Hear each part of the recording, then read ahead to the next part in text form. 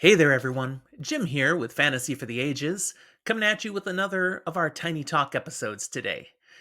I did it.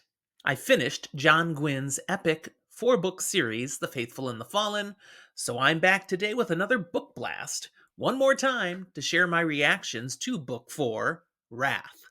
As always, for a Tiny Talk, I guarantee to deliver this in under 5 minutes.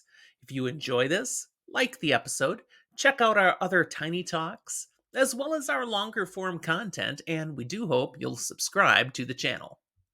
Oh, and bonus teaser, I'll be recording one of our patented to read or not to read episodes on the entire Faithful and the Fallen series very soon, so watch for that to drop in the coming weeks.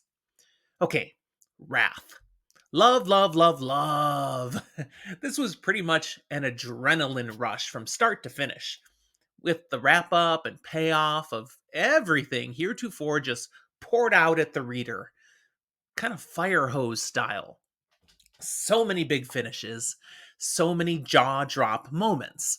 And I felt this book really balanced out that book one of this series was hard for me to get into, with so many plot threads being laid out and woven in. And here we get all the completions. And it was just so much goodness. Again, this book showed us complicated, gray characters, with some that were mostly good, some kind of good, some bad who thought they were good, some sort of bad, and then the rotten to the core, who, of course, are still the hero of their own stories. Everyone had justification for their actions, no matter how heroic or awful, but the definite right or definite wrong really remains a little higgly wiggly through much of the story. Just enough to help us feel empathy for characters of all types, especially those stuck in the middle between opposing sides, uncertain of what they should really do. Something I really value about this story was the author's choices in how he ended it. This is not intended to spoil the book, but suffice it to say, there's a little realism. Not everything works out the way you might be cheering for, but this makes it a better story, with stronger feeling, and I felt even characters who are taken off the board before the end were, were handled in appropriate and meaningful ways. I was really pretty satisfied with the conclusion, all told. What can I say about this thrill ride?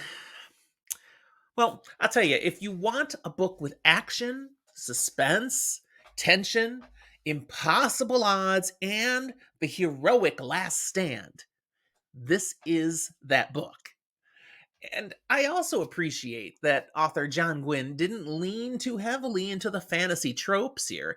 This is a unique and engaging, fully entertaining story. Eh, At least from my perspective, and we certainly know literature is subjective. I would recommend this book to pretty much any fantasy fan. If you enjoyed it, let me know you agree with me. But if you disagreed, if there's reasons this just didn't work for you, I'd love to hear that too. Zach and I both like to hear from our watchers and listeners with their thoughts, so send it my way. Love to hear your thoughts on The Faithful of the Fallen. Again, thanks for joining me today. Got this in under 5 minutes. I especially appreciate you stayed all the way to the end. So I hope you'll like the Tiny Talk and subscribe to our channel if you haven't done so already. Until then, we'll talk to you next time.